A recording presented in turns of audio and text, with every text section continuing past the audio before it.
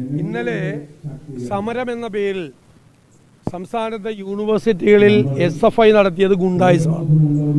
ആ ഗുണ്ടായിസത്തിന് സർക്കാരും പോലീസും കൂട്ടുനിന്നു. എന്തിനു വേണ്ടി ആർക്കെതിരായിട്ടാണ് ഇന്നലെ സമരം നടത്തിയത്?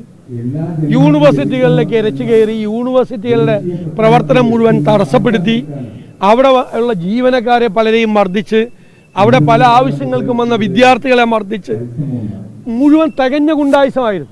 പോലീസ് അതിന് കൂട്ടുനിൽക്കുകയാണ്.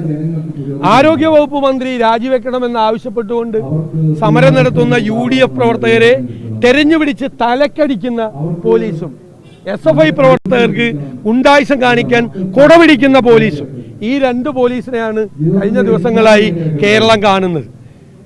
CPM നേതാക്കന്മാർ SFIയെ നിയന്ത്രിക്കണം. കാരണം ആർക്കെതിരായിട്ടാണ് അവർ സമരം നടത്തിയത്? എന്താണ് ഈ സമരാഭാസം? എന്തിന്റെ പേരിലാണ് ഇത് നടത്തിയത്?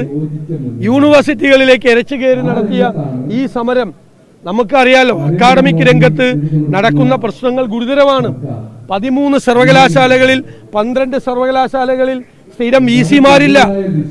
അവിടെ മുഴുവൻ സിൻഡിക്കേറ്റും VC-മാരും തമ്മിൽ, താൽക്കാലിക VC-മാരും തമ്മിൽ ഭയങ്കരമായ പ്രശ്നമാണ്. കുട്ടികളാണ്, കുഞ്ഞുങ്ങളാണ് ഇരകളായി മാറുന്നത്. വിദ്യാഭ്യാസം തന്നെ തകരുകയാണ്.